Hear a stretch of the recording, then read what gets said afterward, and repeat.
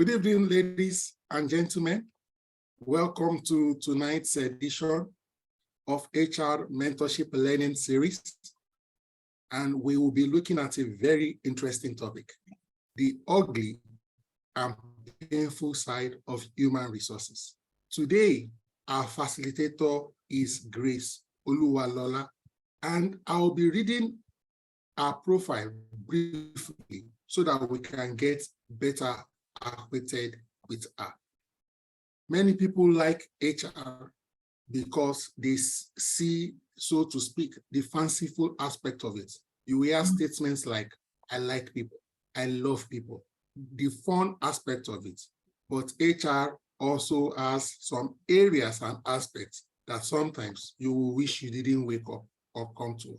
Our facilitator, who will be piloting this conversation tonight, Grace Oluwalola, is a global human resource practitioner with multiple years of experience that cuts across HR value chain, including but not restricted to recruitment, talent management, operations, culture, and change management, and has worked across different sectors of the Nigerian economy and other countries in the world. In other words, she has multi-country perspective and work experience.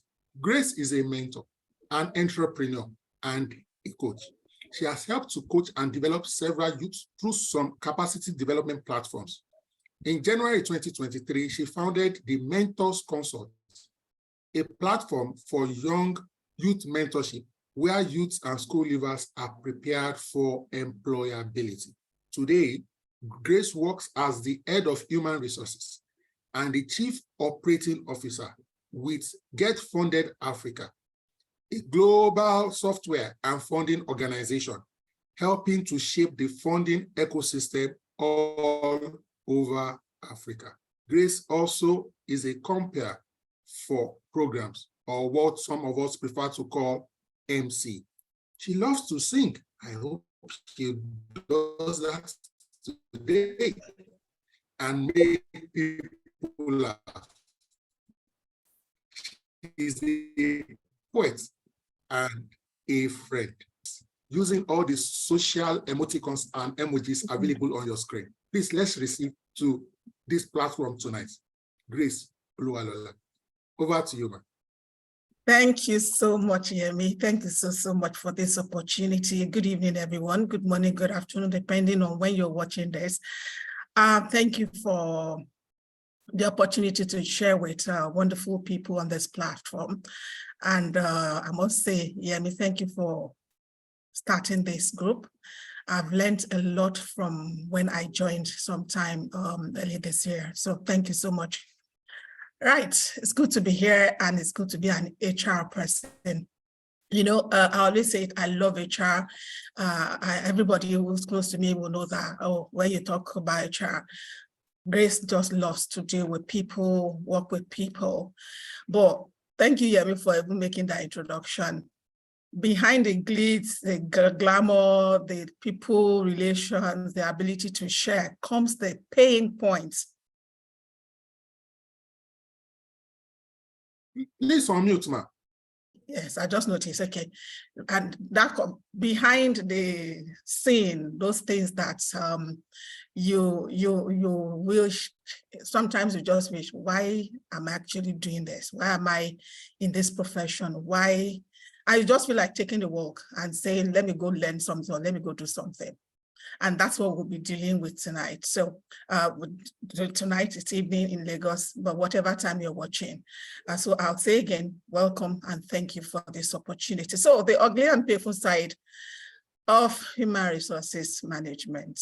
My name remains Grace Oluwalola. So I'll just take us through this. I know a lot of us are already experienced. I have people who know more than I do. My heart's idol for Yemi. So we're here. Right, so.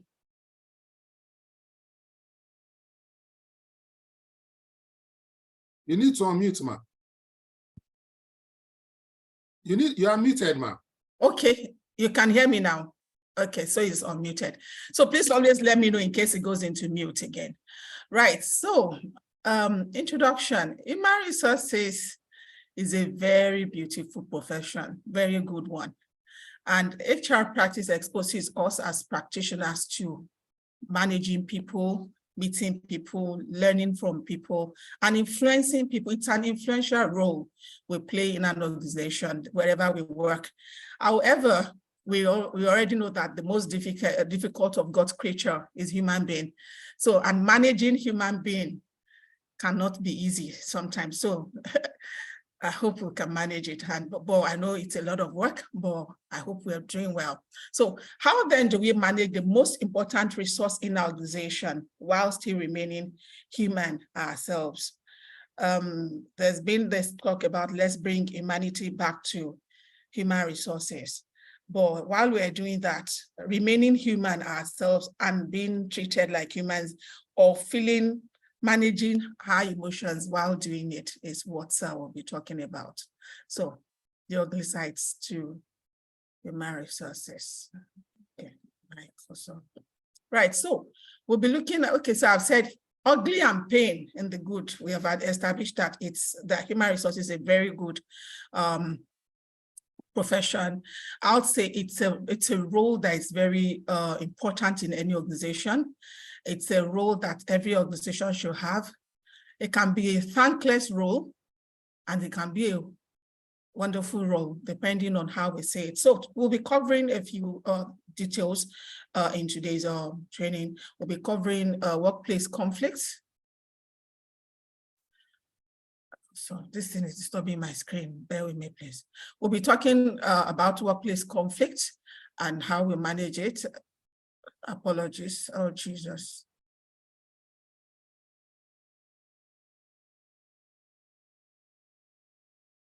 Okay, sorry, I'll just quickly do this. So I keep getting this organizational objectives, termination and layoffs. We'll be talking about deaths of staff, bereavement, accidents, especially the ones that happen on work, at work, misconduct and disciplinary actions, confidentiality and trust, compliance and legal complexity, mental health and wellness, managing organizational changes, womanhood or wellness and human resources, sexual harassment, and every other part of this. And I hope by the time we're done today, we'll have shared a lot with ourselves, because it's going to be as engaging as possible. And of course, by the time we get to the question and answer segment, I'm sure we'll be able to share more beyond what I'm actually going to be sharing. So welcome to our world.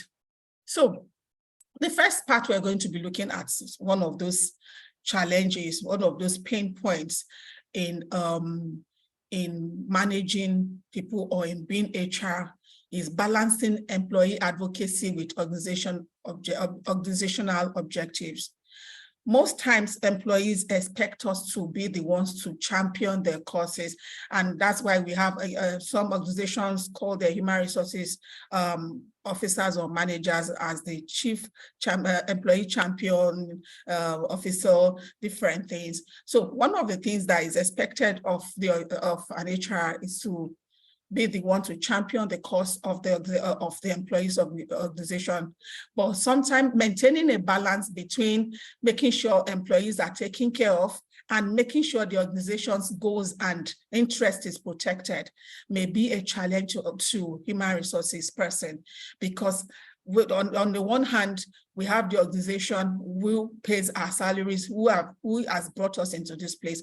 And we have the people who are looking up to us as human resources, as their advocates, to fight for them, to defend their causes, to meet with management to say, this is what you should do for our people. Maybe the civil union that is coming to have meetings with us. We're doing a lot of mediation and everything. But being able to manage it sometimes can just be a pain, because number one, without organization, we know there won't even be employee advocacy. So that has to guide us. But at the same time, maintaining that balance that everybody, the employees are in good hands, they're happy. We're not chief happiness officer, but we have to make them happy. Making sure the employees are happy and they get not everything they ask for, but at least they get fair treatment, and making sure that organizational interest is protected can be a daunting cost, a daunting thing for human resources manager or human resources practitioner, because sometimes when you're dealing with the organization, the board is saying, we're looking at the figures, the money is, the accounts is very important, the figures are very important. The union is saying, okay, is it this way? The union is saying, we have to do this, you have to do this for us, maintaining that balance so that the employees still can trust the organization, and the organization can believe that, oh yes, this person has our interest, is one of the things that is expected of us, which might be a difficult thing because you are like in between, and being in between, sometimes you're sandwiched between different forces. When two elephants fight, the grass suffers. So sometimes the HR person is the one suffering, or the HR department, depending on how big the organization is the one suffering it, because you have to hear from this, hear from this. This person doesn't trust you much, this person doesn't trust you much, but you must maintain that conflict of interest does not happen, and even when it's happening, managing it. So it can be a tasking thing for a human resources practitioner, because at the end of the day, he who pays the piper dictates the tune. However, being able to say, oh yes, you're dictating this tune for me, but this is the voice of reason, and this is what should be done legally, this is what can be done ethically. Being able to maintain that and stand the ground, not stubbornly, but making all parties involved, that's the employees and management, to see reasons why things should happen the same, a particular way, is a major thing that is expected of us. And that can be a lot of stress. And I don't know about you, for me, it's sometimes it's a bit difficult. I'll have to say, okay, give me time, think, call different people here and there. You have to do a lot of long meetings, just to make sure that you're doing your job as an employee, as employee advocate, and you're still doing your job as part of management or as part of the decision of the organization. And this can be anything. This can be anything. It can even be maybe acquisition. It can be measure. It can be anything. So balancing that is a lot of work, and that can be a stress to us. Managing employee misconduct. Every day we have people, we said earlier, wherever you have people, there will always be different things that happen. And when you have people come together from different backgrounds, so this person is sanguine, this person is choleric, this person is phlegm, and this person, we come from different backgrounds, and then we have to work together in one place or the other. There will always be people, based on the fact that the way they are wired is different from others, that may do things that will cross the line. Meanwhile, there's policies, there's procedures that have been put in place, there's communicated rules, there are uncommunicated rules, but there are times when people will step beyond that line, and managing, ensuring that misconducts are managed objectively, not subjectively, not making it like accusation or no, and being able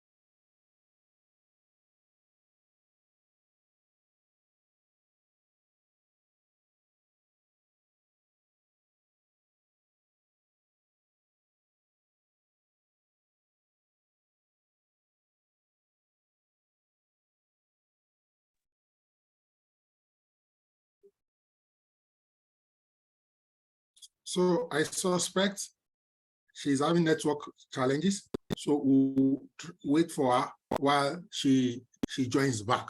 Okay, I hope we don't also hit 100 before she comes back, because that's the cap for tonight's session.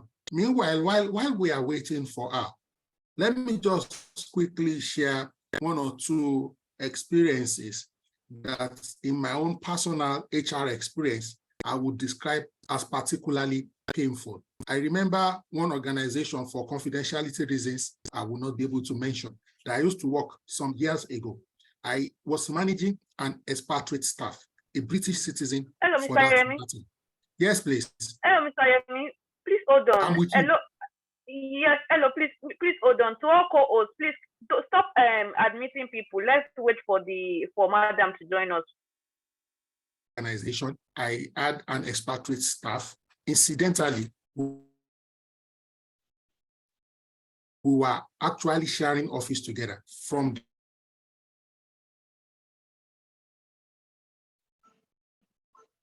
the hospital. It was around 12:30. I said, yes, speaking. He said, we'd like you to come to so-so hospital now.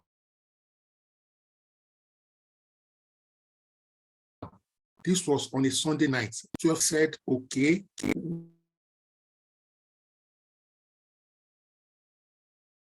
Why are you calling me? With respect to our staff, I said, you know, it's 1 p.m.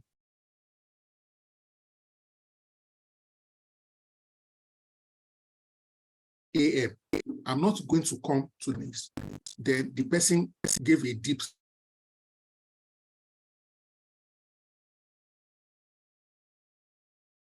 sight and still didn't say anything that they will call. I don't know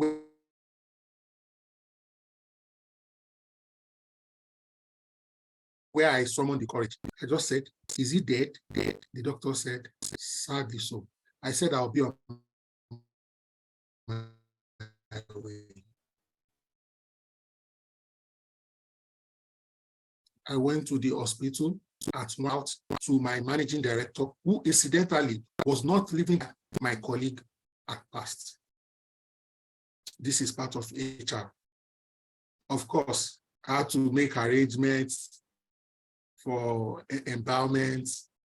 You know, we discovered through that process that that particular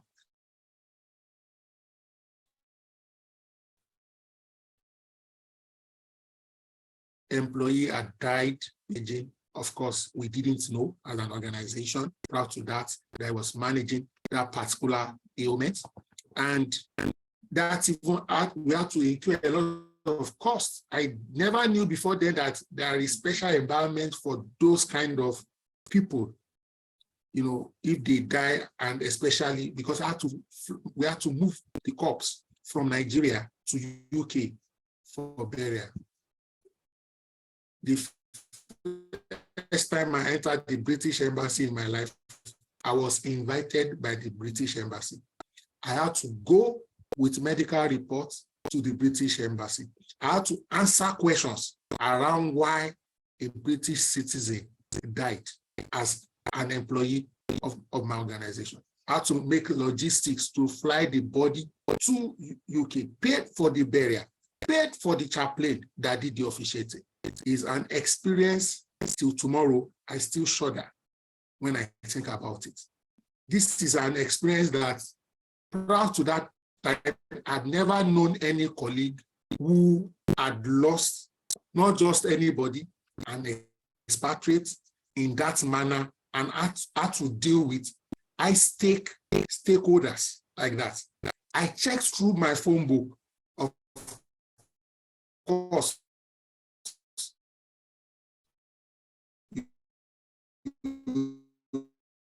I know quite a number of gone through that kind of situation, and that could give me advice at that time of the night. Sometimes I tell people that human resources is not for the faint-hearted. There are things that happen that you need to have some staying power. You need to have innate strength to be able to weather the storm. I'm like, I turned and I'm like, And then that was when one of them said, oh, you are in human resources. I said, yes. And all of them just got up and left. So it's bad enough that people don't trust human resources. practitioners, they just feel that they're always on the side of the management, which, yes, we have to be there. We have to be on the side of the organization because there's no employee with that organization in the first place. But making sure that getting that trust is a lot of work. And I don't know where you work. I don't know how it is, what it takes. You can't just hit the ground running when you get an organization and expect people to trust you. It's always a suspect look. Everybody's like, this HR, I don't know what they have in mind, what they have. And every of them, the HR person's move is sometimes misconstrued to be something that, okay, let's see.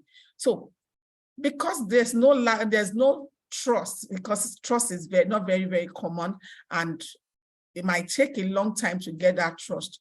You have to do extra.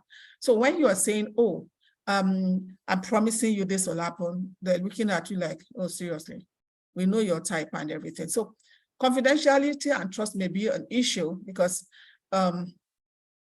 being able to even manage, so we are dealing with a case and there's some confidential information that can help, but you know it's confidential, you cannot divulge. Being able to manage that, that's when we're dealing with staff is key. Being able to manage confidential information on behalf of employees too.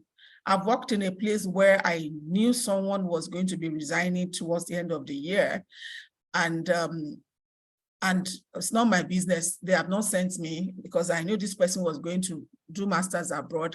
I had to help the person to write the reference, and yet we're doing the planning. The only thing is, I was just like, okay, we need this particular team.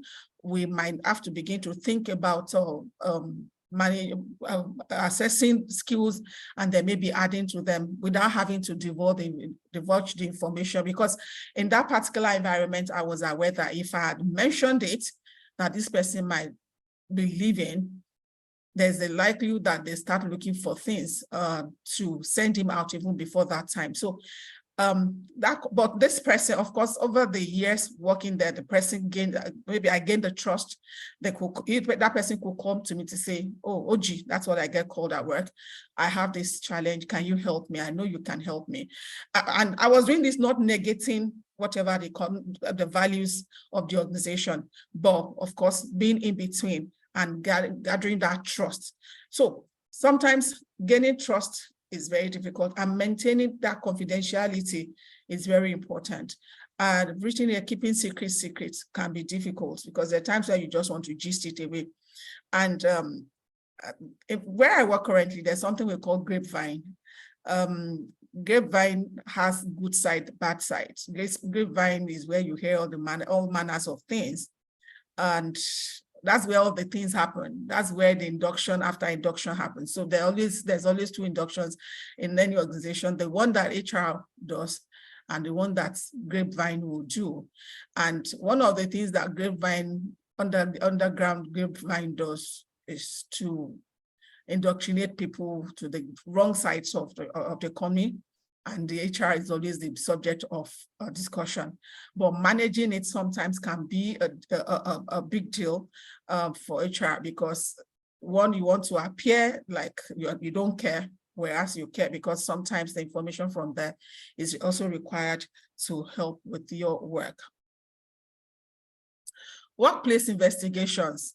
So there are times when things will happen and we have to investigate. Even though we're not trained to be FBI, we're not trained to be DSS, but we have to make sure that we do that.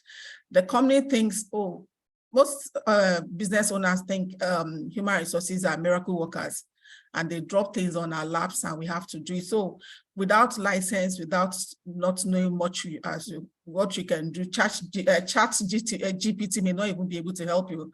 We have to begin to crack our head, have sleepless nights, just to crack some codes, crack some things about some of the things. It could be fraud. It can be that we're talking with maybe accountants have come in, auditors have come in. We have to go around the clock, doing all these things. And that takes a toll on a human resources person. You'll be like, I'm not finance. Why am I going through this? But these are things that can be like the pain point or the ugly side of human resources, having to go through those investigations. And sometimes it comes back to you that, okay, when this happened, where were you? What were you thinking? They're expecting you to be the one to know where everybody was per time. You're supposed to know what people are thinking of without being the El Shaddai yourself. So that can be a lot to manage, but those are the things that we have to manage. So it can be a very tiring thing, can be a challenge. It can be something that will make you feel, do I really want to do this? Who sent me this? Who said I should do human resources? But we have to do what we have to do. And in the end, even though it may be thankless, sometimes I say that, I've said this several times in my journey, that it may be a thankless job, but it can be a fulfilling job. So, and sometimes balancing confidentiality in addressing some cases might be a bit difficult, because imagine someone has confided in you that, okay, yes, I did this, maybe a part of the truth, and now there's an investigation. You don't want to breach trust, yet you have to help the investigation. So knowing where to cross the line, balancing it can be a thing of, you have to think, look at it again. You don't want to appear as a bad person and you cannot be too good. So balancing that can be a bit of a challenge to us. Conflict management, there will always be conflict where you have one or two people working together or living together, including couples. One of the things that everybody, I think sometimes I wonder what people think HR practitioners are supposed to be in the workplace. Maybe they think we're just a mini God or something, because you're just expected to fix everything. So sometimes we're expected to be the ones to be mediators and arbitrators in conflicts. So somebody is 50 years and they're having issues with 55 years old, and you are the HR practitioner, you're 28 years, and you're expected to be the one to manage and mediate and make sure that you resolve the conflict. It can be a lot, because how do you resolve the conflict between two adults? They may, yes, they may not be C-level employee or staff, maybe management or something. They may not be, and they may be. And you're expected to sit down, listen to both sides, all the parties, and manage the conflict. That can be a lot, especially, and where union is even involved. For those who work in production, in manufacturing organizations, I hail you, because then you're having to deal with skilled workers and unskilled workers, and managing and resolving conflicts in a fair way, and as much as possible being open. Meanwhile, you can't also be too open, and then having to juggle what is openness, what is too much information, can be a lot of challenge for human resources person. And making sure that while you're trying to mediate and resolve conflicts, company interest is key, while also making sure that the employees involved or the union involved are well taken care of, and resolution is preferred. This can be a lot of work for human resources person. Personally, I don't like too much talk.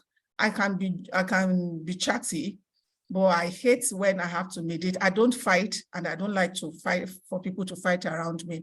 So imagine putting me in the mix of a lot of shouts, a lot of conflict, a lot of things. It might not even be shout related.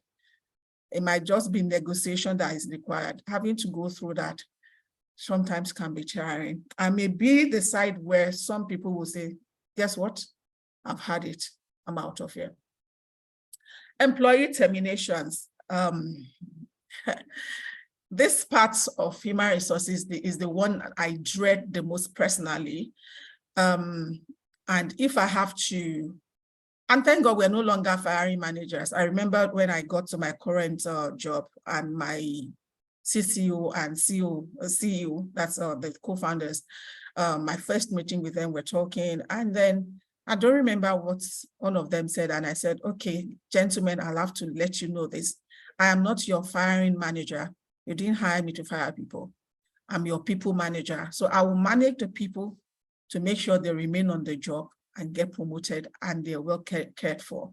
Of course, there will be times when we'll have to issue the red card, like the gentleman in this picture.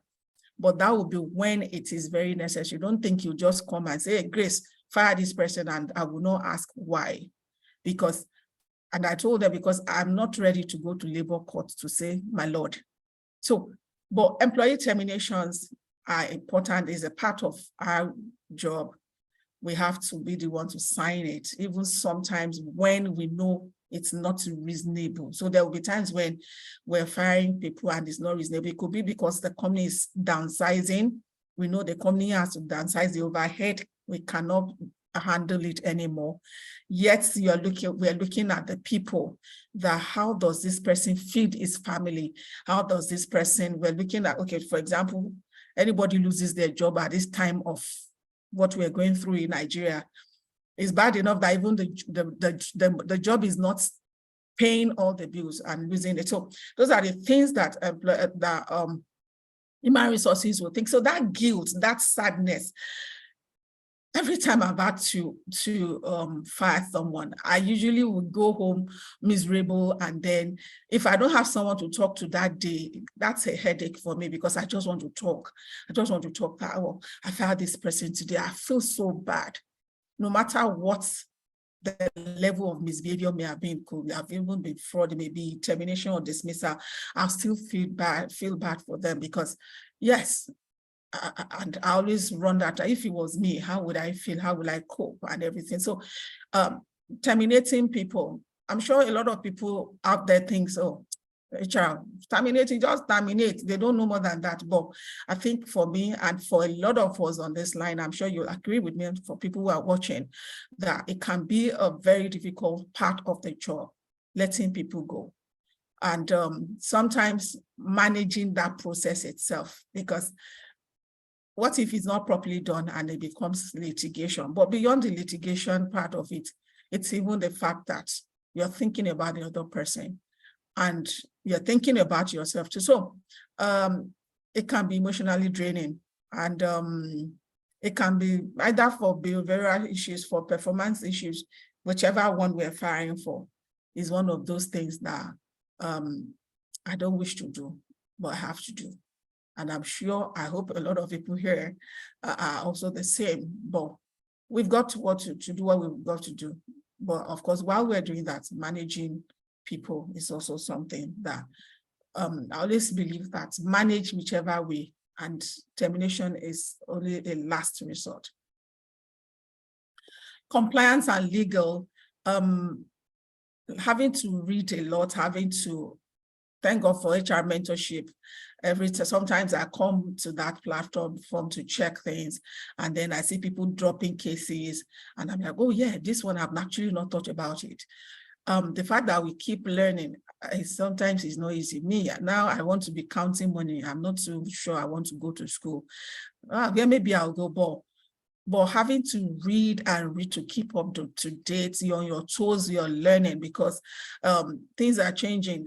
For example, where I work, I have staff who are in Asia, we have staff who are in other parts of Africa, and ensuring that compliance is taking care of your compliance with the laws there.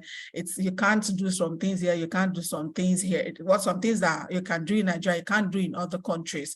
It can be, because you just know that anything can happen and you don't want anything to happen. So because of that, ensuring that we follow all compliance and legal proceedings, it's very important. And that can just be something, because you don't know when you err on the side of law. You don't know when, except if you're a lawyer yourself. And of course, I always say have a lawyer as your friend, as a friend, so that helps you. You can always run things by them, but it can be a lot of problem, because when push comes to shove, and then the company is dragged to the court, the CEO is not going to be the one to go, it's going to be the HR, and that's going to be a lot of things to do. Ensuring company aligns all policies with labor laws can be difficult, especially in organizations where shoddy practices are allowed. So sometimes you know the right thing, you want to do the right thing, but the organization is telling you no. I've worked in an organization where pensions are not paid. They don't believe in pension. And they're happy to remove the 8% that from staff, but they're not happy to pay the one from the company. So, and it was HR, we cannot do this. So, and I know that legally we're supposed to do it. This is what the law says, the law of Nigeria says, you have to do this. It's one of the jobs I had worked. I had to take that difficult decision to say, okay, if we have to do that, then we will not deduct from staff, because if we deduct from staff, I wasn't too sure, because at this point, I was no longer trusting the organization. At this point, I knew they may not even remit the 8% that will be deducted from staff salary. So they were happy to remove the one from salary, but not ready to add. Of course, I didn't stay long in that organization. So I had to stand my ground to say no. And that can be what. So there are a lot of times when organizations or business owners will come and say, this is what I want, and it's just not legally compliant. How do you handle that? And somebody is telling you, but this is my company, I run the show here, I dictate what you do, you can't tell me anything. And you're trying to let them know that, especially startups, okay, it can be startups, or I don't want to use one-man business, but maybe SMEs. Sometimes it's a case of, this is my company and I will determine what happens. Some companies don't even pay tax. They don't pay, they don't remit, they deduct, they don't remit. How do we manage that? And because if anybody comes and they're looking at the books and they're looking at, you call yourself an HR, that's an indictment. And these are the things that we have to go through sometimes, which will make us feel, okay, let me go back to LinkedIn and begin to look for another job. Or maybe I can even begin to audit my skill and see which other part of my skill I can work with and let this cup pass over. Someone raised their hand earlier, but I think the hand is gone down. Complaints and grievances. There will be times, so we're supposed to manage complaints. Sometimes people don't even speak. We're lucky if they speak. But there are times that you get information from grapevine, like I said, or people are just saying, how do we manage that? Managing that and managing it effectively. There are times when you have to keep checking to be sure you're doing the right thing. And that can be a lot of stress too, because I will share my own, maybe this is saying this is what I go through. Sometimes I have this imposter syndrome that I feel, okay, am I handling this? So I'm always on my toes trying to be sure that am I handling this well? Of course, I will go back, I'll check. Later I'll say, okay, or maybe I'll speak with someone. I always have people I speak with in HR to say, okay, actually this happened and this was how I did it. And they go, oh yeah, you did a very good job. But during when that is going on, it might be a bit difficult. And maintaining balance between two relationships. So somebody is saying this person did this person did that. You have to be able to being objective, especially when it involves people who are higher than us in cadre in the workplace, can be a major problem. But we have to do what we have to do by ensuring that we're fair and the resolution is also very just. This complaints and grievances might be a big one, might be a small one, might be something that can actually even bring a lot of enmity between people and between, it can even be department to department, but being able to remain as neutral as possible, which is always difficult because you are seeing the side of this, you are seeing the side of this, and sometimes you have to be diplomatic to manage it, and that can be a pain, that can be an issue for the human resources practitioner.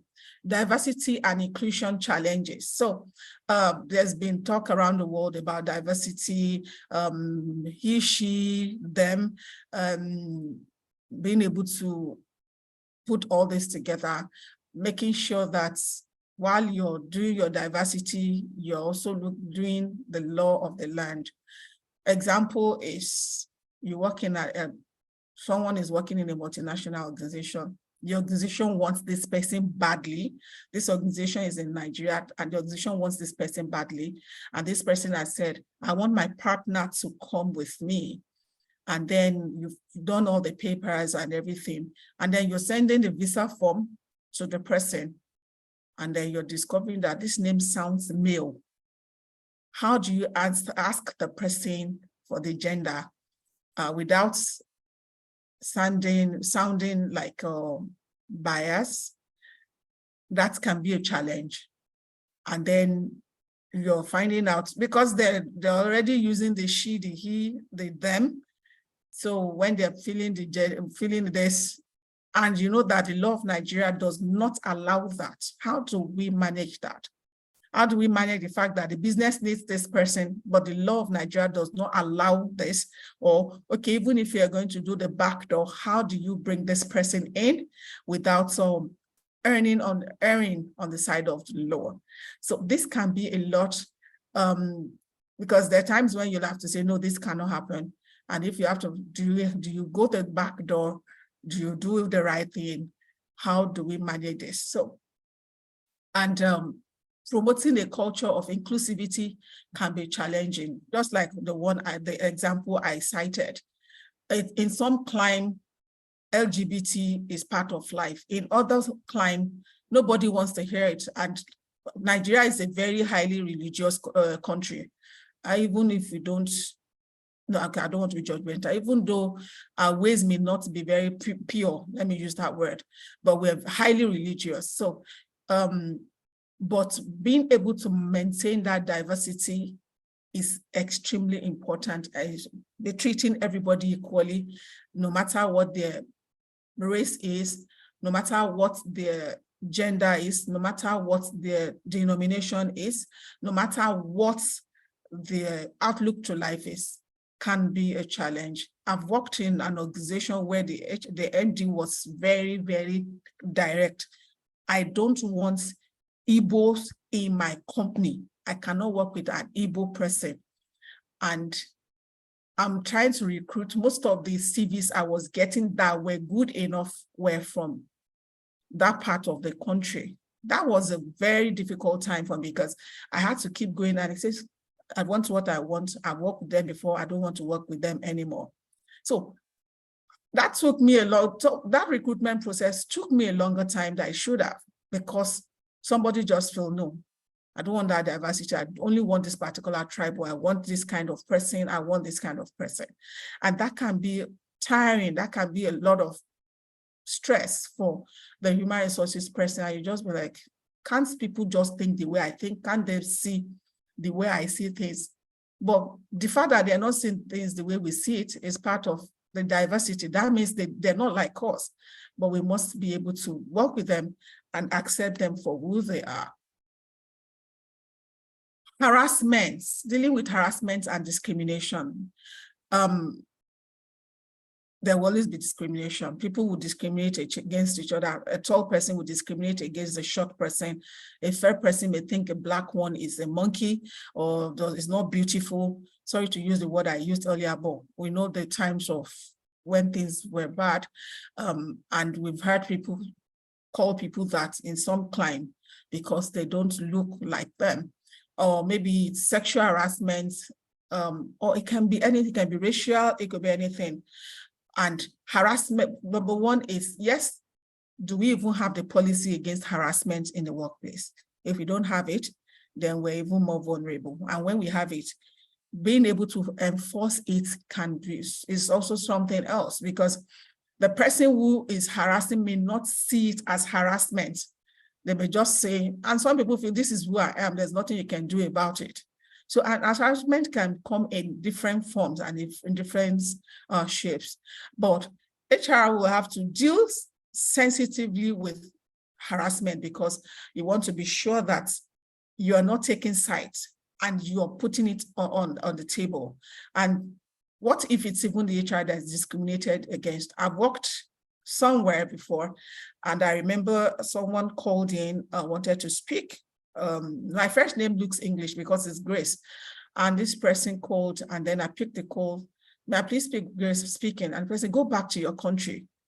And I'm wondering, what is this coming? Where is this coming from? So graciously then, my head of HR did not accept that. So the organization I was working for then, they frowned against that. And even for clients, you're not obligated to continue speaking with them if they discriminate against you because of your accent. I used to think I know how to speak English then anyway. So, but because the person felt I had accent, they said I should go back to my country, which is Nigeria. Yes, so that happens from time to time. So discrimination or harassment happens, but how we manage it is sometimes can take its toll on us, and supporting victims while conducting impartial investigation is our responsibility. But sometimes we might even be the victim, and listening to some things that some people are saying about people can be distressing. Imagine when somebody is actually talking against your race or talking about against your maybe your town or your people, and this person is saying it, and you have to step in and say, yes, all these people, all the people from this particular part of the world or from this particular place, they're this, they're that. That can be an issue because you don't want to bring in your own emotion, and yet you're offended already. I hope we're together. We're getting there. So sexual harassment and office romance, I deliberately put this together, sexual harassment. And if you look at the cartoon beside, it says, I want to complain about sexual harassment. So this lady has gone to report to this gentleman who is obviously a big boss. And then that's all. She wants to complain about someone who was already sexually harassing her. And this person says, you know, you're beautiful when you're angry. I'm sure some people in our workplace, and I hope this is not HR, may not realize that when you're telling somebody that can be seen, can be perceived as harassment. Growing up, some things that we now class as harassment, they didn't mean harassment, but everyone is getting to know their rights now in the workplace. And sexual harassment is not something that can be taken with levity. So defining the thin line between office romance and sexual harassment may be difficult. Are we saying people should have relationships in the office? They can have it depending on what the organizational culture or the rules and regulations are. Some organizations does not allow it. Some do allow it, but where you have adults and they're in different genders, things like this may happen. But being able to define a thin line, so this person is saying, I'm being harassed, and this person is saying, no, I'm just proposing. So being able to define that thin line can be a challenge, because it's the word of this person against this person, and handling harassment. And I'm going to say this, in a situation whereby, say, the GM of an organization is the one that is harassing someone in another department who is just maybe like an associate. And then the associate has come to us to say, Mr. So and so has been sending me nudes, has been doing this, has been doing that. How do we handle such? This person is even higher than us in career, and we have to handle it. That can be a challenge. But of course, if we're lucky, we have, and I'll say if we don't have some of this in our process, in our SOPs or policies, it would be good to actually define them. Because if we don't define them and we wait till when things happen, it might be even more difficult to handle. So managing conflict of interest in office romance where applicable. So let's talk about harassment first. How do we even manage harassment? Because there was a story that broke some time ago of people were having some amorous thing in the office and everything. We're not going to delve into that, but if as HR we're called to that, that can be some of the things we hear happen in the office can actually be an embarrassment. And that's part of things that just like, oh God. And then you're expected to actually handle it. So how do we handle?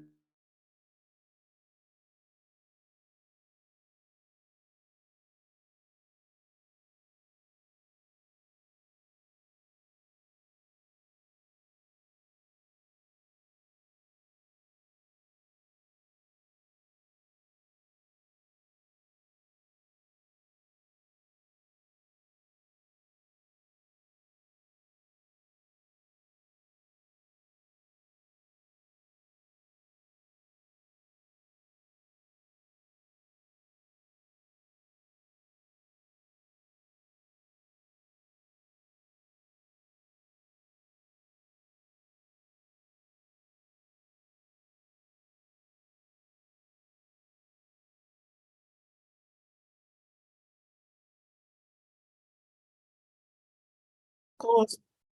Thank you. All right. Right. Welcome back. So we're talking about handling harassment, especially when it has to do with C-level management people, because we see that happen different at all times. How do we tell a senior manager or a director? I'm about to press record again. Okay.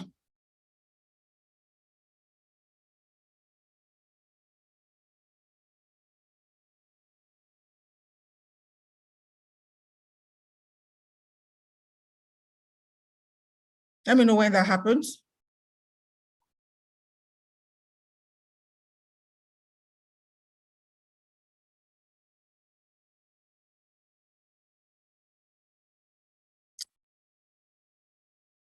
Let me know when I should go on.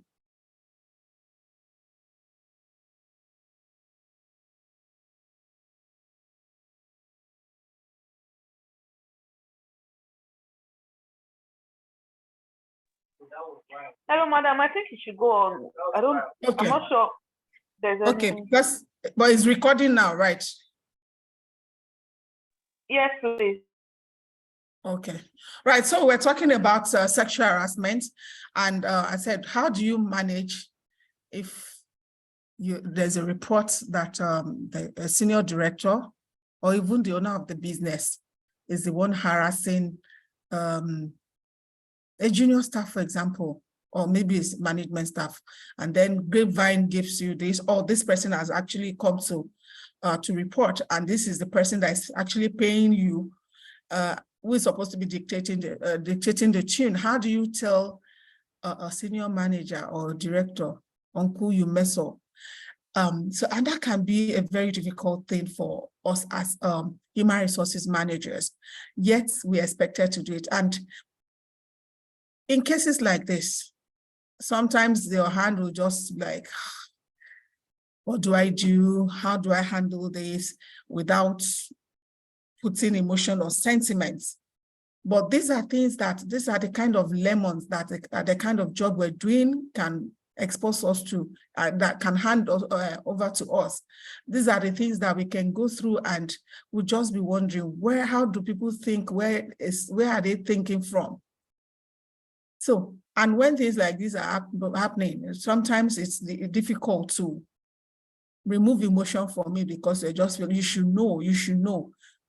Oh yeah, but especially when even such a person is even claiming right that, yes, I'm a man, what do you think? Oh, I'm the boss.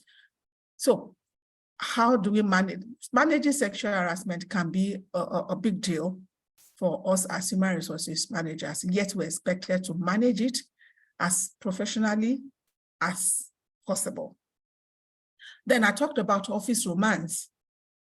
Sometimes some organizations frown at it. It's part of the rules. Office relationship or romance not acceptable. If that happens, then okay, then let it not happen. Whatever anybody does, so far it doesn't come to the office, we may not know.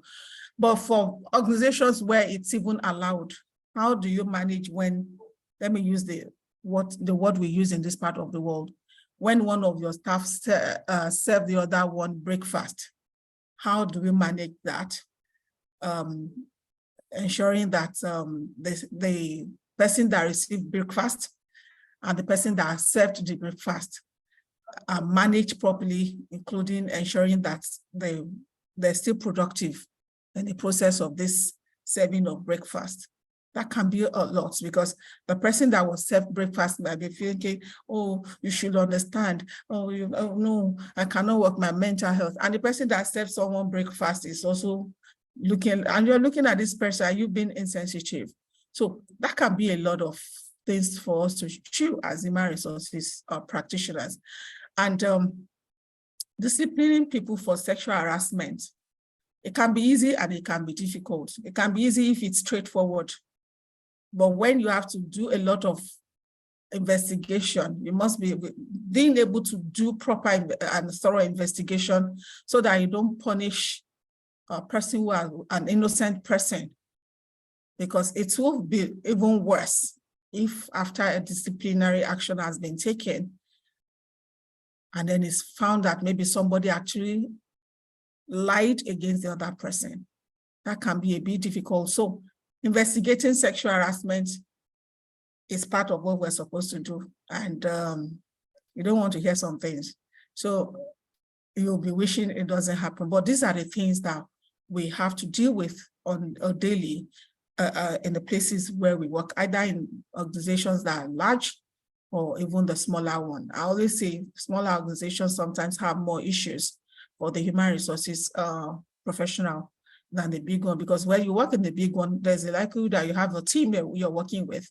And because you have team, you can always share the headache together. But when you work with a smaller organization where you're the head of HR, you're the HR manager, you're the HR officer, you're the HR assistant, then it's a lot to deal with.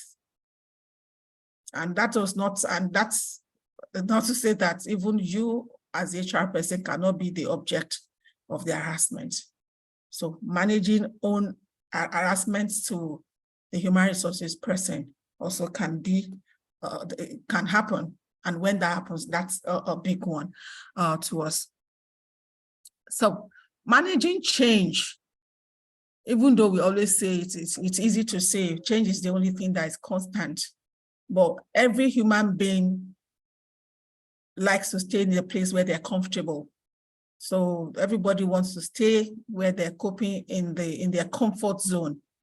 But moving people from comfort zone to the other zone can be a lot of work. And most times when there's change in an organization, human resources is expected to champion these changes. But there are times when there's a lot of resistance from employees, from part of the board. If you have board, some board may feel, oh, this should happen, and the other people feels no. There may be a lot of resistance, and being able to manage the whole process of change, the communication, everything, ensuring that everybody is well catered for, making sure that there is no stakeholder that is stakeholder's concern that is not properly managed, can be a lot of work.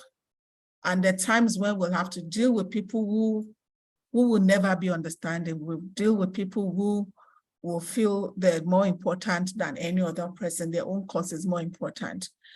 And that can be a lot of stress for the human resources person. How do we handle that? How do we handle when board is saying no, maybe investors are saying we're withdrawing money from, we're withdrawing our investment into this organization, and the organization is going through cash flow issues. In some of the jobs, I think one or two of the jobs I've worked, I've had to send those not very important, not very easy mails of we're sorry, salaries are going to be delayed. And that can be saying that, okay, salaries are going to be delayed this month. I remember a long time ago, the organization I was working at had some cash flow issues. And of course, it's your responsibility to make sure that communication is always done. So I'm sending this mail, I'm sending that, I'm calling this village meeting, calling that village meeting. And then going back to management, when are we likely to get these payments? And then you get a particular date, and on that date, you get another date. I remember one of those cases. I had not taken salary for 2 months. The other staff are taking, they were just only owed one. Mine was going to 3 months already. And then I sent this mail, and then I had to resend. And one staff replied me and said, "Thank you, Madam HR. I've always known that you are insensitive. Because if you're not insensitive and you're not a person of integrity, you will not promise us a date and then give us another, and be giving us another date.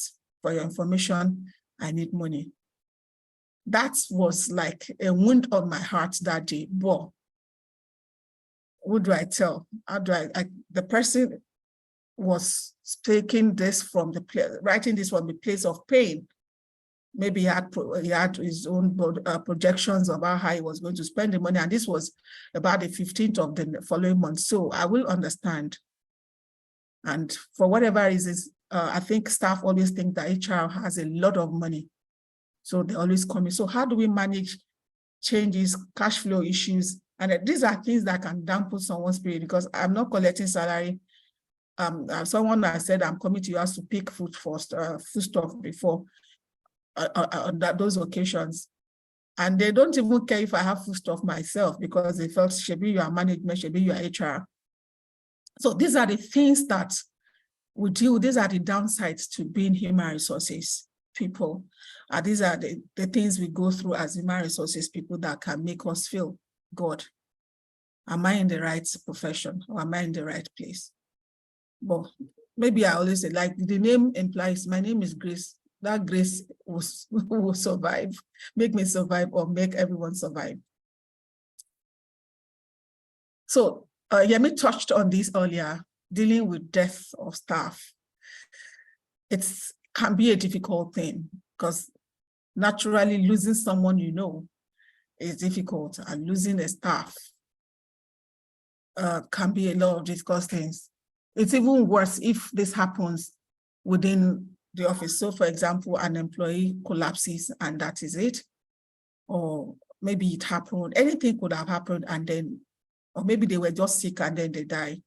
It's a lot to bear, because as human resources, you're having to deal with the hospital, deal with this, deal with that. The emotion of losing someone can be really a tough time. And there are times when, Yemi shared how a British citizen died, and they had to speak with the pastor, speak with how to find out to repatriate his body and everything. That wasn't a walk in the park. And I'm sure the day that happened, he would woke up, did not know that he was going to go through that stress for the period that he went through. So we have to deal with the death, the reality that, well, some of them we don't have to do anything. It's just to console the family and provide support. And it's our responsibility also to maybe advise the organization what, if there's no provision for what to give to families, maybe as support for burial, for anything. If we don't have that in policy, it's the HR that will have to come and put something in place to say, okay, recommend this is what we have to do, we should do. What if they come and say we don't have anything to give, and you're feeling bad and you cannot put salary down? So those are the things that you just be like, oh no, I wish this is happening. And if, for example, someone works in the factory, either because they didn't take a lot of care, or because health and safety is compromised, and then an accident occurs and they die in the process, that's not even, you can't be trading blame that if the person has worn a helmet, if the person has put on this PPE. It's a case of how do we face the family? How do we explain to the family? And that is not what the owner of the business is. The owner of the whole HR, okay, speak with them. In fact, you're the one selling them, and that can take a toll. That is not what, that can take a toll on the person who is having to do all that run around, maybe they would say whatever you like do, or maybe it's even a case of, we've had cases where things happen and families get people arrested, and the person they will likely get arrested, maybe the head of department or the human resources person, say, okay, you had a faulty machine, you allowed somebody, social media, the social media publications and everything, which can actually, because you don't want your name to come on social media for things like this. So that can be a very difficult one for a human resources person to handle. And the company can be blamed by bereaved family for the death and legal action taken, especially when it is a case of maybe a compromised human health and safety, maybe harness, for example, people who use scaffolds and ladders, maybe there's some helmets or anything protection that is supposed to have been used is not used or not provided. And this happens, you can imagine what will happen. And so that is in case a staff dies. What about bereavement? Supporting staff through the trying period when they've lost a loved one requires a lot of emotional intelligence, because there are times when they're just not recovering, they're still emotional after 2 weeks, and work has to be done.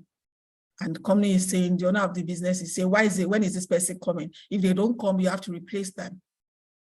Being able to manage that can be a major issue for us. It can be a thing that will just take us off. And then, of course, sometimes it will make us to think, okay, if this had happened to me. So it may look all like, oh, it's easy. Oh, yes, being an HR, what is there? Is not just that, do employment letter, do disciplinary, do assessment, what do you call it? Do set KPIs, and then do appraisals, and then fire people. But we know that it is far much more. What we do is much more than that. So an outsider, you're just there chilling, and then to you, you know that it can be a lot of work. And sometimes we need to make sure we manage that. Critical illness. How do we deal with employees who are critically ill? And maybe it's even a life-threatening issue, maybe cancer, maybe anything. How do we deal with them? Because now you are seeing them in pain and you're human, that is already there. How do we manage this absenteeism that can be due to illnesses? Some organizations provide support, some don't. And while you're being human and you're being human resources, you're in between being human and allowing what the organization wants in case it's not so favorable to happen.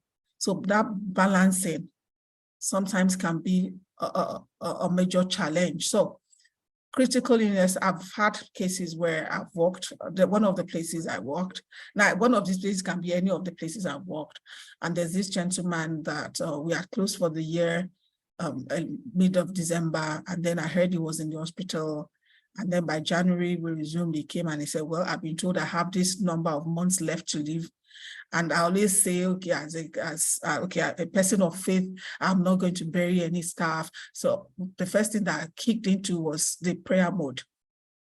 Oh, I had to sit down, feel the pain, because we have to show empathy wherever we're doing. Feel the pain of this person, was counting the cost for this person and everything. And at a point, I had to speak with management to say, you know what, let's just let him be at home while he's going through some treatment for about 2 months. That's a difficult decision, because they kept coming back. You know, you're the one making us lose this. Of course, at the point I said, let's get a temporary person to work while it's off, and then let the person that is on contract. So we gave a contract of 3 months to someone else to take up that job. And while assuring him that you're not losing your job, and like I said earlier, sometimes you're like, they're still looking at you with suspicion when you're saying you're not losing your job, yet I'm putting someone else too. So that can be also that's one of the things that we have to deal with. And ensuring that we're balancing humanity. Somebody is sick. I work with women, I have a lot of women, and they're having some of the issues that are related to women's health. And you have to make sure that, how do you manage it where head of department is saying, this person needs to deliver this, and this is what I want. This can be a challenge to us. I'm trying to be as fast. We're almost at the end of this. On the job accident and incapacitation. So accident happens from time to time, but when they happen within the organization and then it becomes fatal, maybe someone loses a limb, that can be a problem.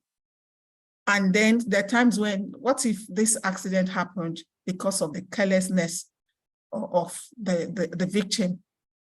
How do we manage that?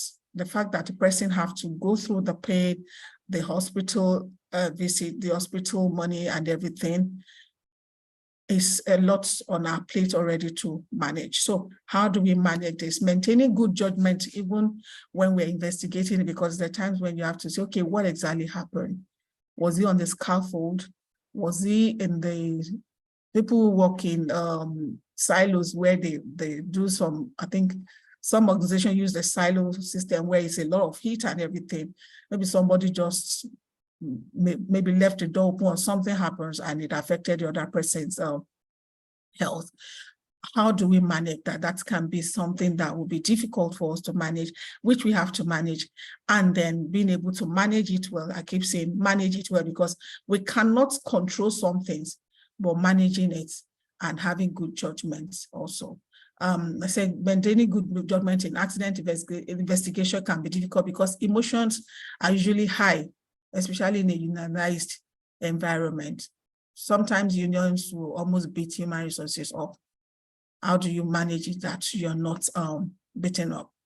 We're very close. There's just about 2 slides after this. So womanhood and wellness at the workplace.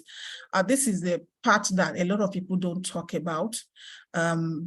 But lately I've like this, we need to talk more about, without being feminists, we need to talk more about what exactly happens with women in the workplace.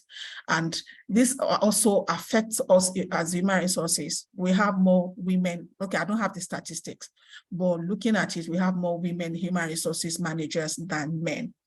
So if we have it, how are we managing ourselves when we go through these things that makes us look like we're not there, or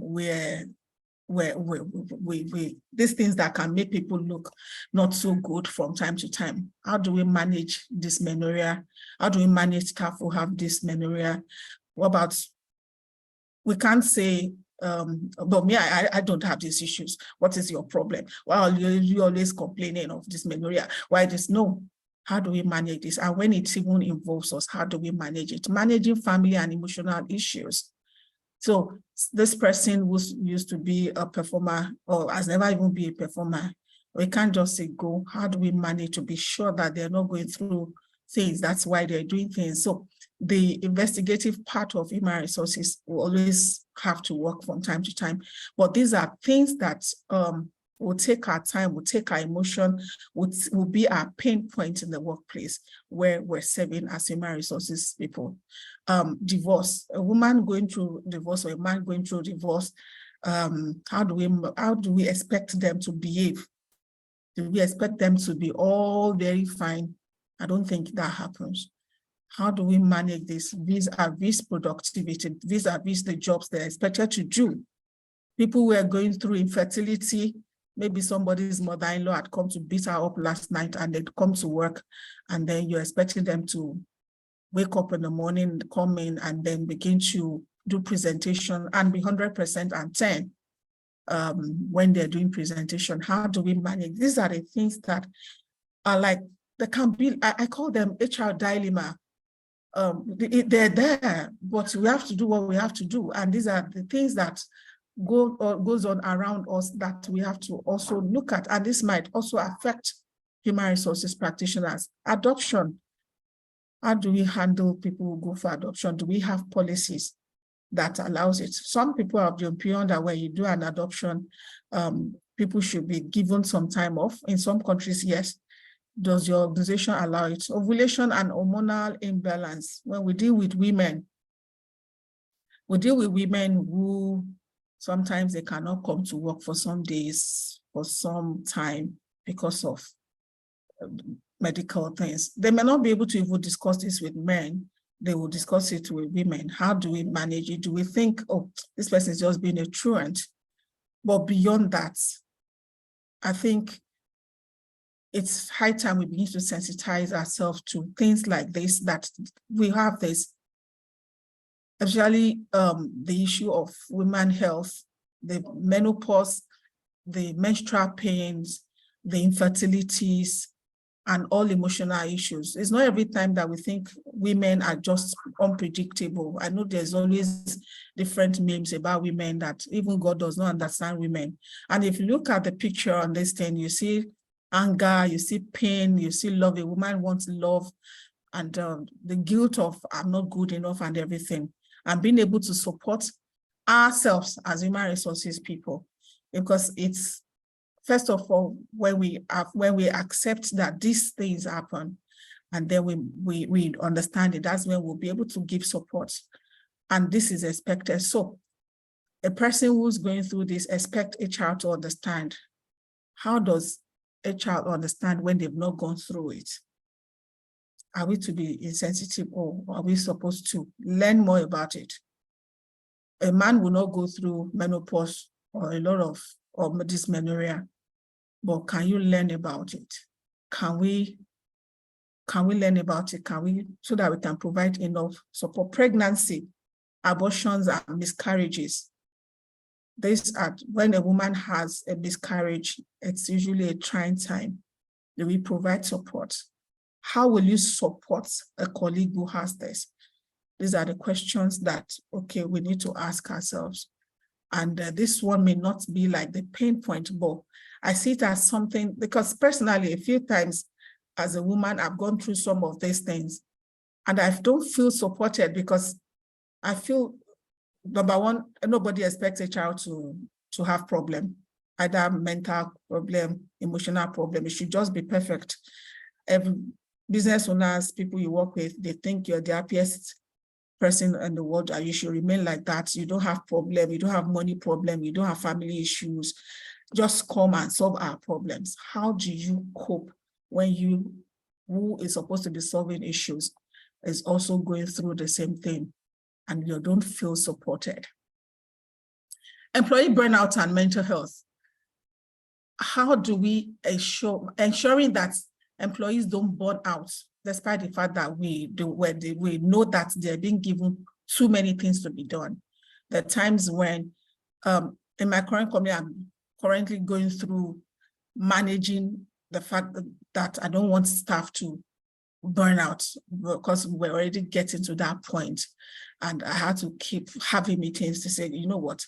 So we had to say everybody work from home. Maybe that will help the stress, because in this case, people have to travel from Lagos to Abeokuta every week for those who are not resident in Abeokuta.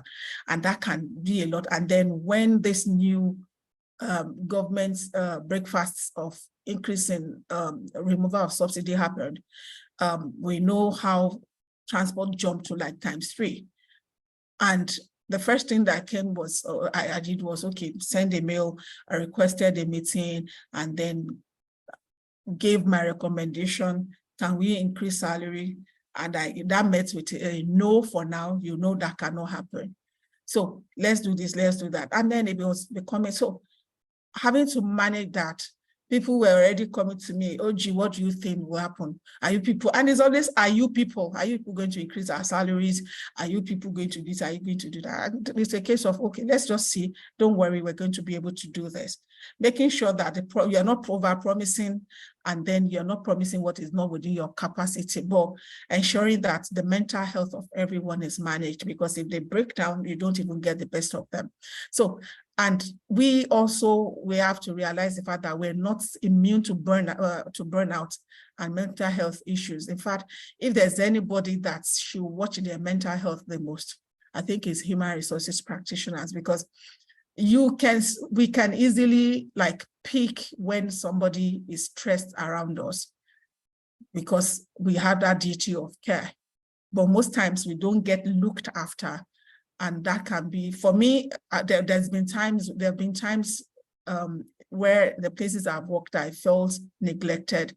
I'm the one who is always fighting for people's salaries to be increased, fighting for this, getting people to get awards. But you can't come and say, okay, please, I also want an award. And that can be really, really painful. And I've said it, nobody is actually watching out for me.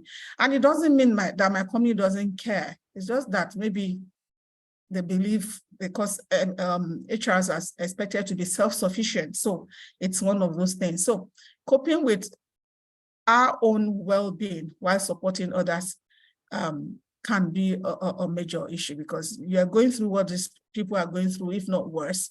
Like the example I gave earlier, I've not taken salary for 3 months. The person who is owed 1 month is calling me insensitive. And in fact, at that time, my mental health was in shambles. So, but making sure that we cope and then we help people to cope, and that can be a bit difficult. So in conclusion, employees are the most important resource of any organization. We know that already. That's why every company will say at the heart of our operations, at the heart of our organization is our people. Sometimes it can be cliche because some of the things the business owners may want to do may not necessarily agree with that, but for them to have said, yes, we have a human resources person, our responsibility is to make sure that we bring that humanity to human resources management. The frustration will now be that if they don't allow us to do our job, which most times happens, they're saying, no, you cannot do this. This is how you should be, you cannot do it. And okay, human resources is vital, but challenging department is vital, but the challenging department, excuse me, in any organization. Acknowledging the painful aspects of HR helps foster a more supportive work environment, and HR professionals need to support and open discussions about HR struggles must be encouraged. I'm sure that's why Mr. Yemin said we should go through this so that we can provide support to each other. And I know on the HR mentorship platforms, we have been providing a lot of support to each other. So I want to say thank you for the time, and I hope I've been able to give us 1 or 2 things, and I hope you've been able to learn a thing or two from what we've talked about today. So the floor is open for questions and answer. Thank you. Thank you so much, Grace. This has been very insightful, very personal, let me quote Monisola Okubena right now. She said, wow, thank you for your vulnerability. You are a super amazing woman. Thank you. Perhaps, yes, questions are welcomed, but I will also appreciate if people want to quickly share 1 or 2 experience. For example, let me quickly share one while I wait for people who want to share their experience, or maybe they want to ask questions to raise their hands so that we can wrap up in the next few minutes. I remember a particular day, many years ago, in the course of my HR job, one of our staff who had been trusting God for the fruit of the womb for many years gave birth and had to do naming. So officially on a Thursday, on behalf of the organization, I went for the naming. Maybe if you have been married for like 10 years and you don't have a child, you know how joyous the occasion can be. Yeah. After leaving the naming ceremony, ladies and gentlemen, guess my next location?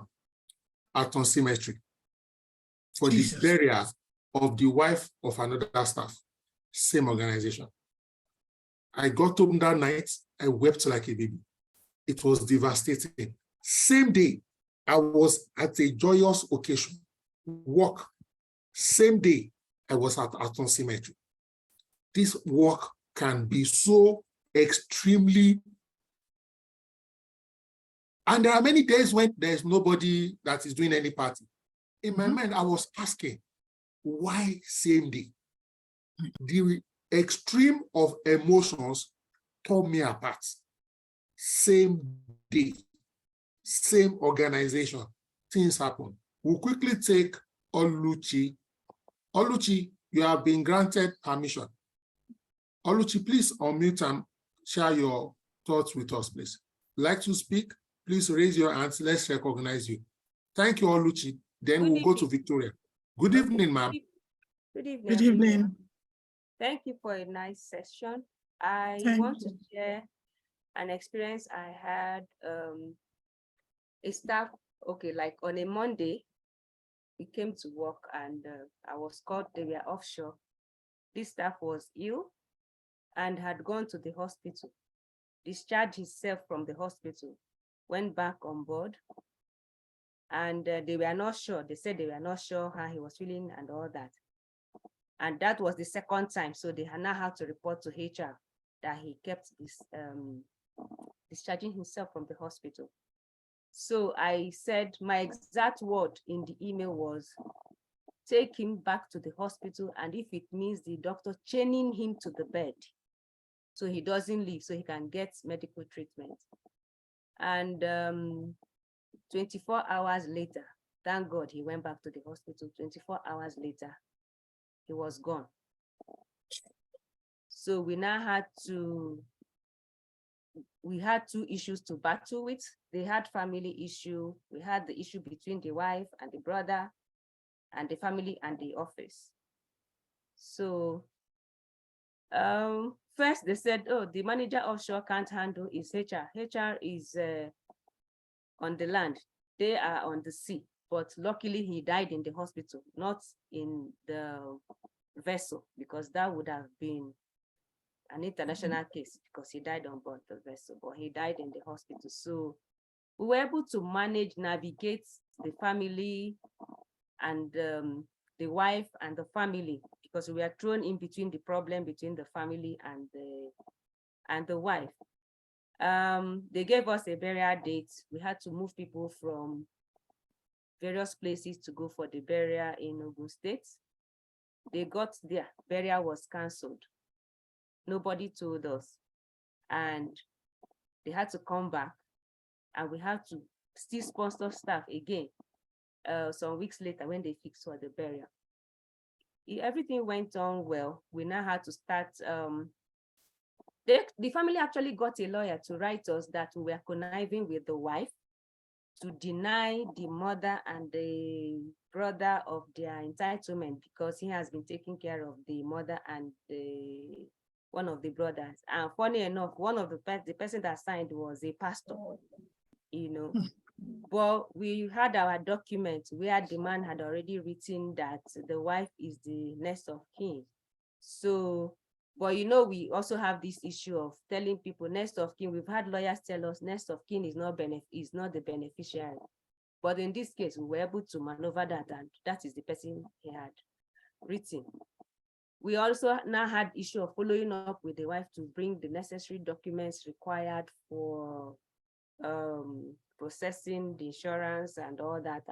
She wasn't used to doing all those things, and it was difficult. So we had to help her fill out, like do a dummy, send to her, translate in your handwriting, so nobody comes back to say we did manipulated something. It was quite an experience though, because I had some seniors, though operationally they would have handled, but they said it's HR. But I had the support of some of my colleagues from the ones handling the HMO, me handling this other one, the one that helped, you know, embalm with the embalming in the hospital because they were offshore, getting them on the small boat to bring them to land. And you had the community side, which said you have to bring schnapps and blah, blah, blah, for them to put on the sea, whatever.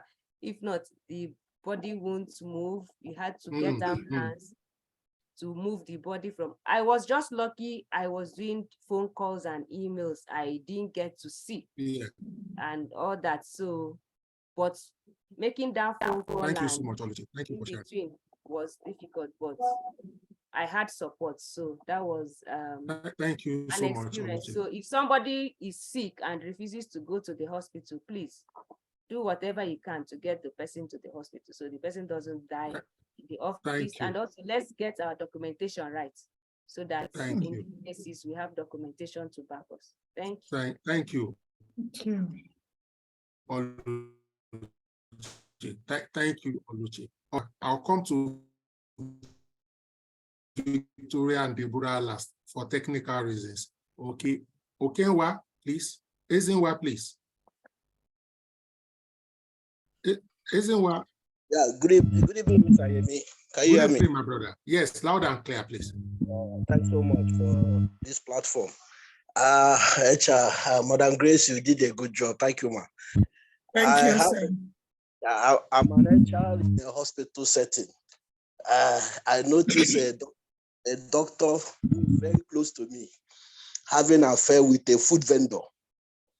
So they said that the food vendor now comes in at will, feel that she can go anywhere, enter any office she likes and all that. And as an HR, I had to bring decorum. So one day, that was my own doing. I challenged her sitting in a front desk. I asked her, Madam, are you a staff? Why are you seated there? That was the beginning of my issue. This doctor said, who is HR? That is a senior medical officer. Because the medical director had been seeing him with this lady. It was at that point, like Madam Grace said, from grapevine, I keep hearing how the woman comes in, sleep in the call room, doctor's call room with him, and go out early in the morning. All these things are known by the MD. But because HR closes at most 8 p.m., I'm home. I didn't know all this.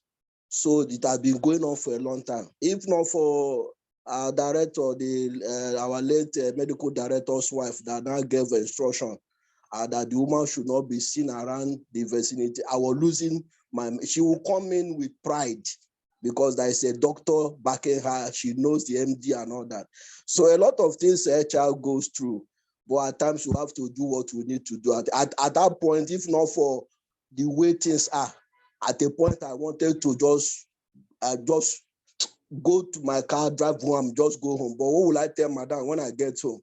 They said, so you just left your work like that with all this subsidy issue.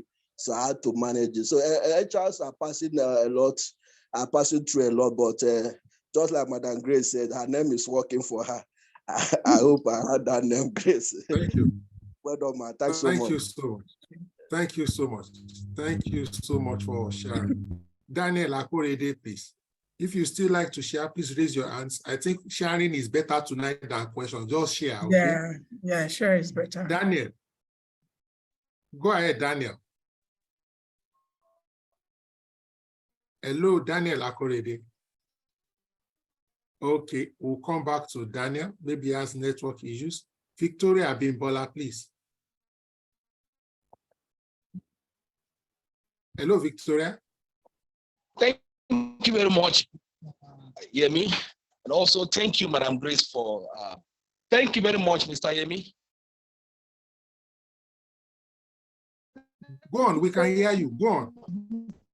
I'm speaking. Go on, Daniel. I think his network might have issues. Yeah. Victoria, please proceed because of time. Victoria, please proceed. All right. Thank you very much, Mr. Yemi. Thank you very much, Madam Grace. I think HR is truly a calling. I'd just like to share like one or two experiences that I have also had. The first experience I can say I had is my current organization. I think I have this, I don't know if I should call it luck or otherwise. I always find myself in an organization where nobody knows me until the very first day I'm resuming. Nobody sees me, only the CEO gets to know me. And so that was the first issue I faced. I faced issue with the people. I faced, in fact, it was a tug of war. And then there is this, after I was able to make all of them my friends, there is this particular person who happens to be family to the CEO that refused to make friends with me. And so I just had to leave him on his own side while I do my thing, not knowing that this person isn't going to stay long with us on Earth. And before we know what was happening, I think 1 to 2 years after I joined the organization, the person had cancer, and he had to be at home, being taken care of, and we have to keep taking care of him, supporting him. every way we can. And before we know it, on his birthday last year, just as my Google calendar informed me that today is his birthday, and I was already trying to draft something to still wish him happy birthday, I heard that he died that same day. And I don't know, I felt so bad. I don't know, I wasn't the one who killed him, but I just felt so bad that I wish I could have been more closer to this person. I wish I could do more. And on his burial, on the day we went to bury him, looking at him in the coffin, I don't. That was one of the saddest day of my life in this job. I just had so much regret that I didn't share so much with this person while he was alive.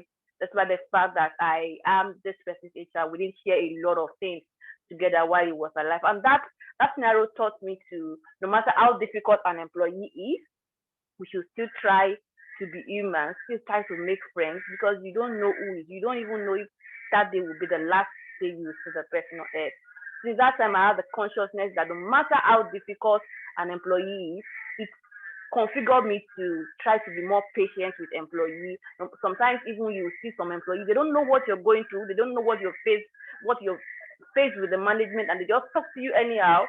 But that particular scenario taught me patience, so much patience. These days, some people will just talk, I will just look at it, I'll just shake my head, because that scenario has actually taught me a lot.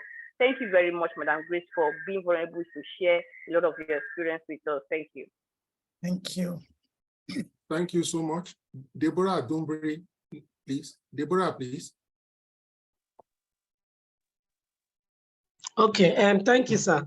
Thank you, Madam Grace. I love this session so much. In fact, when I saw the flyers, I was like, I must attend it. So really, many MDs, many business owners do not understand the fact that human resources, HR, they are also humans. Like, they are not superhumans. They are human beings just like everyone else. And when things happen, they begin to look, okay, HR. When things happen, even the employees will also begin to look HR, like we are not employees as well, you know, and it's quite, there are a lot of painful sides for me. With my few years of experience, I have had a lot, and I'll just share one where I had to terminate. I, you know, at that point, it's saddened for me, because not because I have a personal relationship with these individuals that I have to terminate, but because I see them as my colleagues, yes, and many of them have told me their stories, like my wife is not working, or my husband is not working, I'm the breadwinner of this family, and that, and that, and that. And it pains me and saddens my heart when I have to terminate for not just reasons. Most of the times, for the companies that I've worked for, they will just say, terminate this person. And I'm like, okay, so what did this person do? What should I even put? Well, at one point, I asked my director, I said, what should I put on this? He said, just put based on performance. I was like, but this person, so I was trying to reject at that point, but I was like, okay, at the same time, I'm going to try as much as possible to save my head as well. I've not gotten a job somewhere else. But again, it's always saddens my heart when I have to terminate people.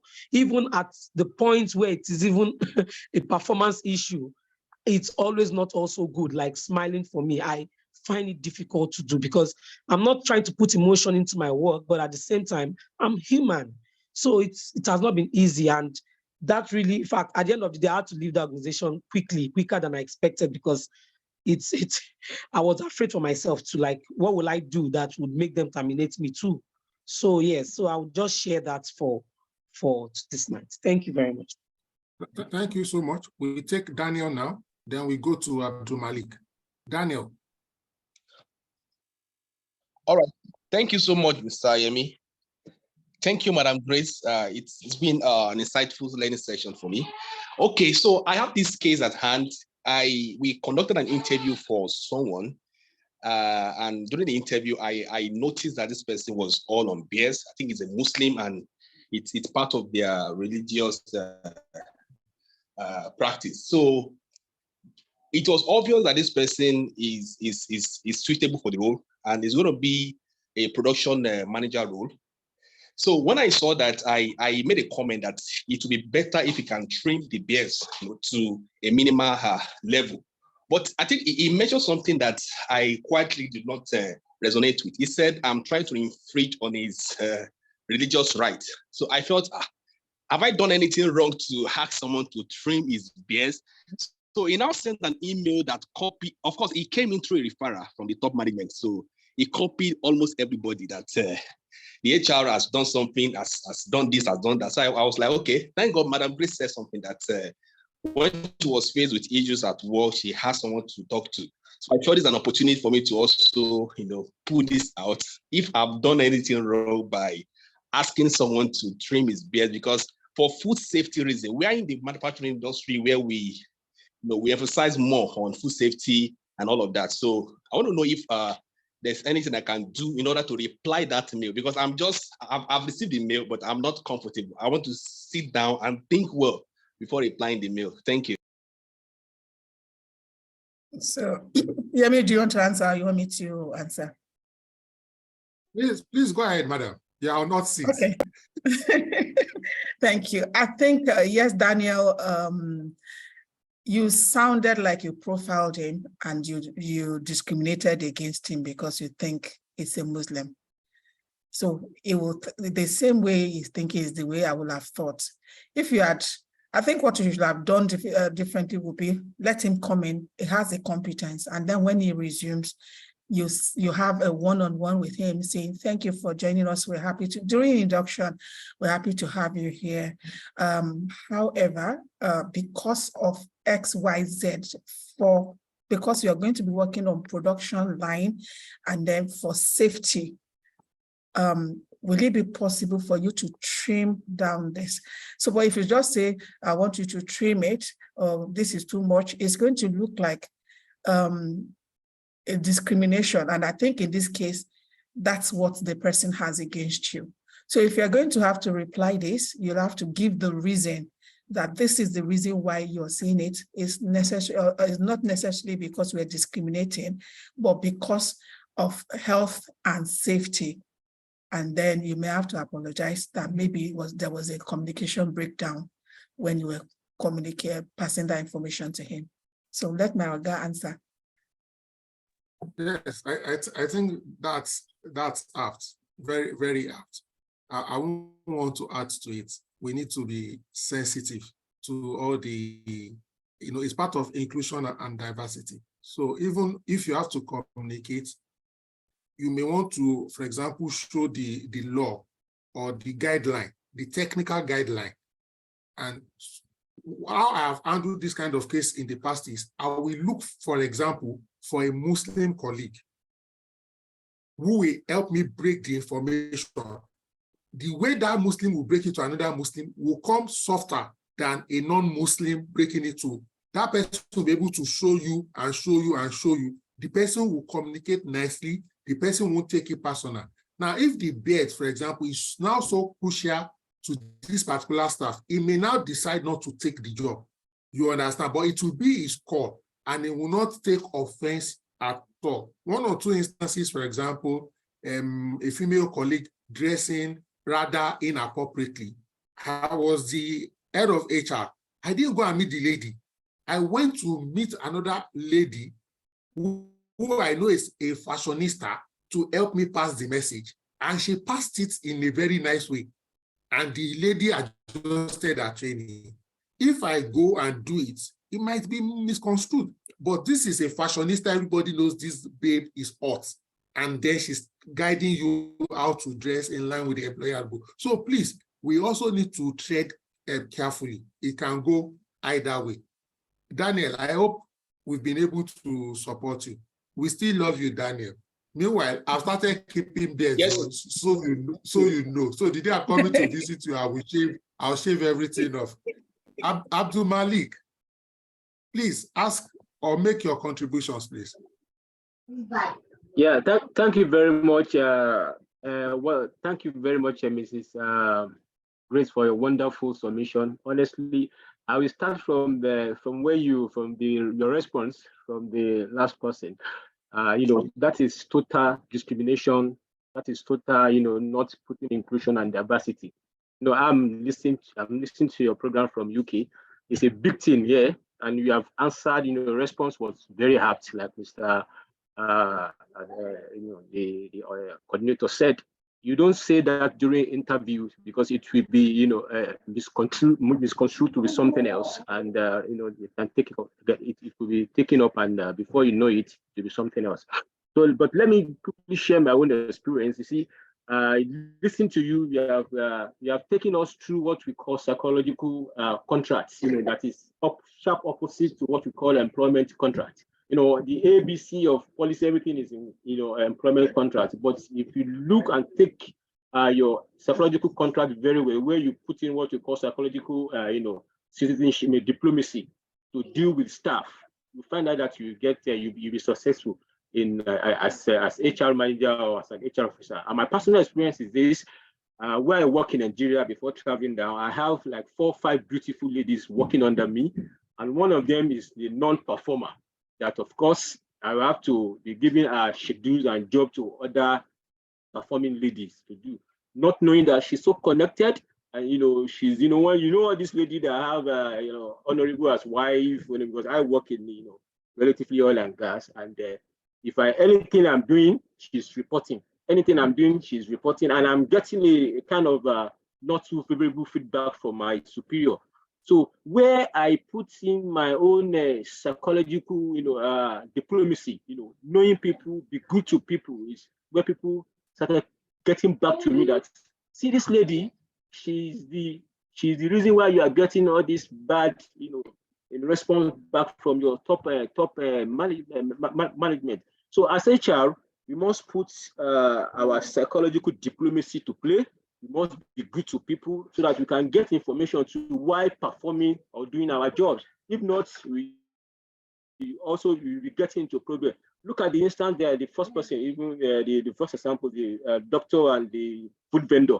If not because of somebody to quickly intervene, it will have been another problem. So as HR, I will advise us that of course we have the knife, we have the power, but we must also be very, very careful so that at the end of the day, not ourselves to blame and we perform. Thank you very much for this opportunity. Thank you very much. Thank you so much for your contribution. We'll take the final contribution for tonight, and it's from Grace. And I think that's a convenient place to end this conversation. Grace, you have the floor. Kindly unmute. My namesake.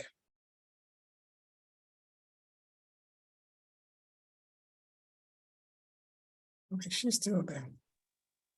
Your namesake does not have enough grace to talk. Okay, maybe somebody raised Grace hand on her behalf, but fortunately, Grace will come to my rescue. Grace, please, your closing remarks as we wrap up tonight. Thank you so much on behalf of the over 100 plus that joined this call at one point or the other. At the point of starting tonight's session, we were already 50. I knew we were going to be in for a long time. Apologies to those who could not join, who were kept in the waiting room for a long while, but it's okay. It's good to know the painful and the ugly side of HR. Grace Oluwalola, our profound greetings and appreciation. Your closing remarks, ma'am. Right. I want to say thank you. I feel really humbled. I feel really humbled because preparing for this, I was like, what am I going to tell people who are practitioners, people who know more than me? Hey, but I want to say thank you, first of all, to Yemi for this opportunity. I do not take this for granted.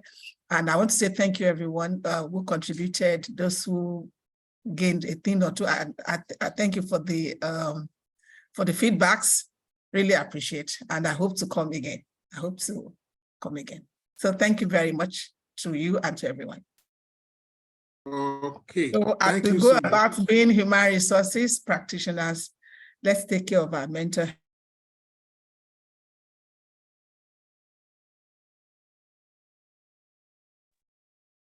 Okay. So as we go about how human resources work, let's take care of ourselves, our mental health, biological health, everything about us, because you can only give what you have.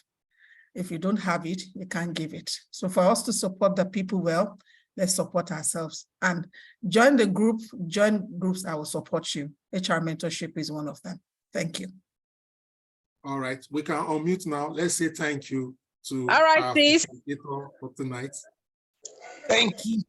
Thank you. Great. Thank you. I'll see you in the DM. Thank you. Thank you, everyone.